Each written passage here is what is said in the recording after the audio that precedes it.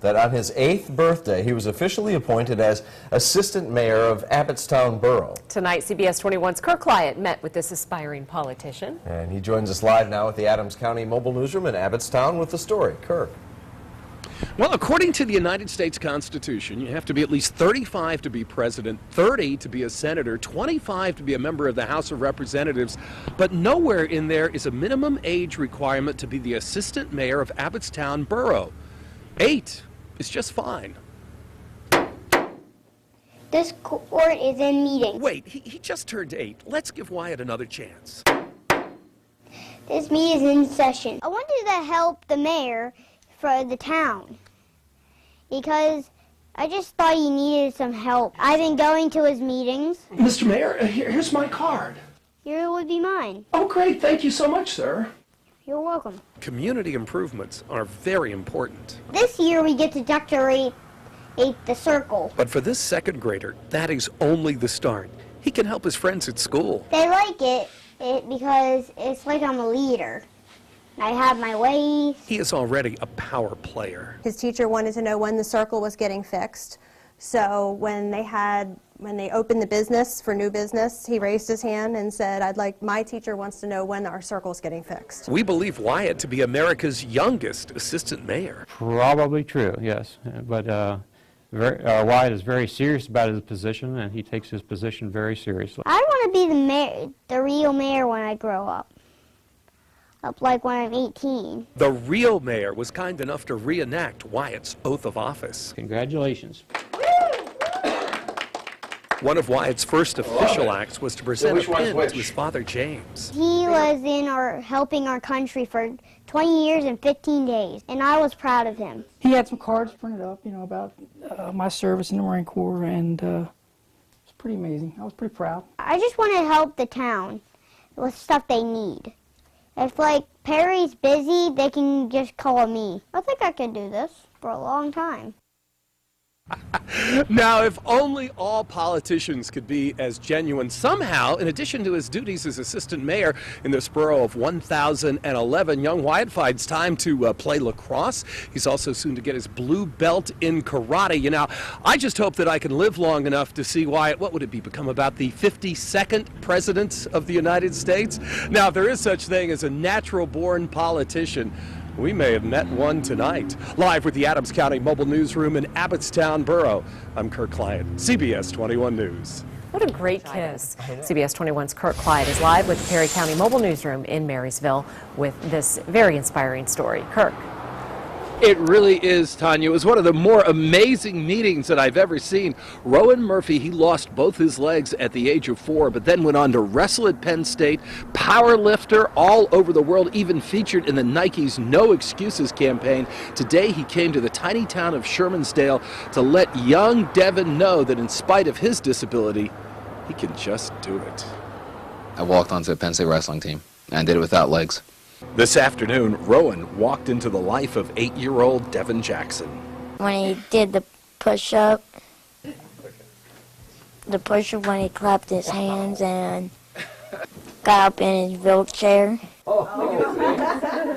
As recently as last spring, Devin was out on the field before meningitis took his legs. But he's already putting me to shame. No way! No way! I can't do it!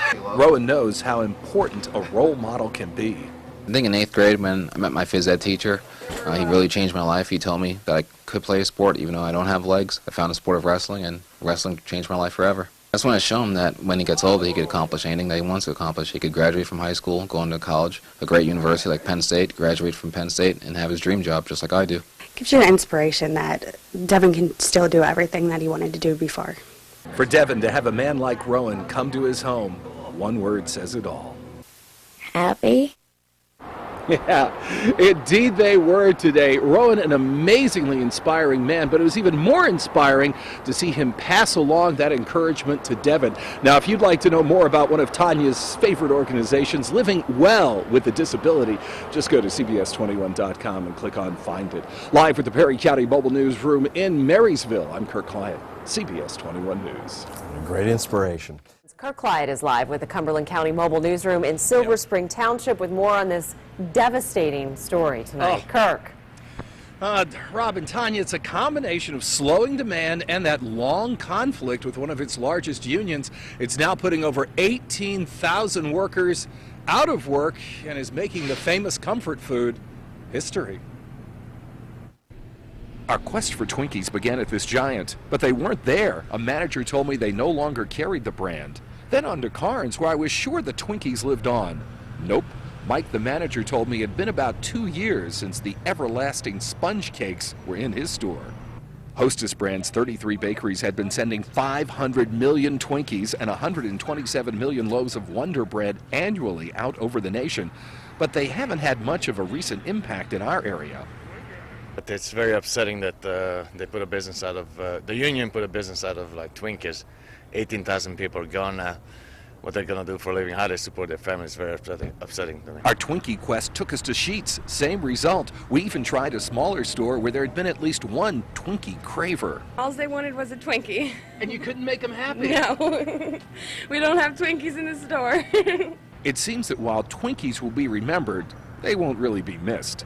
Maybe you have a few left over from your childhood. No, I'm sure they're all gone by now. I don't eat Twinkies too much. I like their Ho-Hos, though. Uh-oh. Ho-Hos, they'll be gone too. But upset over the death of Twinkies? No, I'm not, because I never liked them. We used to bury them in the snow. I just didn't care for them. So I don't care if they're out of business. Well, I never ate them. So, but it's kind of a bummer because, you know, a lot of jobs are going to be gone. I haven't eaten a Twinkie in many years, so I'm not going to miss it. Yeah, it's a problem for the whole snack cake industry. It's overcapacity, so there's still Tasty Cakes and Little Debbie hanging around. According to the CEO from Hostess, it's too late, even if the unions were going to come back and make significant concessions. Now, Hostess is going to sell its assets, so it's not inconceivable that the cake that lasts forever could come back. And the reason we're here at Walmart, look at this! We found some Twinkies. We found Twinkies and Zingers and cupcakes and ding-dongs all here. So if you love this stuff and you want to stock up maybe for the next couple of decades, yeah, this is the place. But hurry, it's going to be gone soon. Live with the Cumberland County Mobile Newsroom in Silver Springs Township, I'm Kirk Clyatt, CBS 21 News. Good. Kirk, you better bring those back to the station. But gentle with the Twinkies. Don't be throwing them around like that. Cameraman Jules never liked the Twinkie. You know, generally speaking, I'd recommend that everybody has like a go-kitted emergency kit, somewhat well-stocked. It's Severe Weather Preparedness Week, and you would think as a TV weatherman that I'd be prepared, right? Well, let's do a spot check and find out. Come on in. First and foremost on the list is water, a gallon a day for each person. At least here I've got a couple. Of course, if you know severe weather could be imminent, one way to add to your water supply is to fill up your bathtub. You really need to have a 3-day supply of non-perishable food, and I'm afraid here I come up a little short. Collard greens are only going to go so far. Well, at least I do have a flashlight with some extra batteries, and would I be a TV weatherman without a weather radio?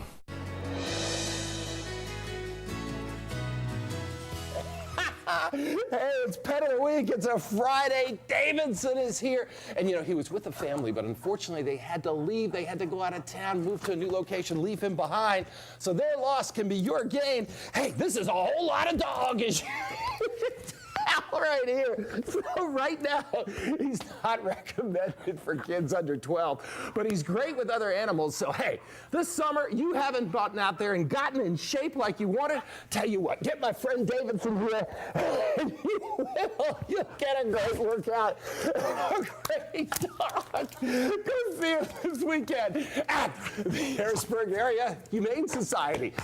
He'll make a great friend and a great workout buddy, that's for sure. Is Davidson okay? Kirk, are you okay?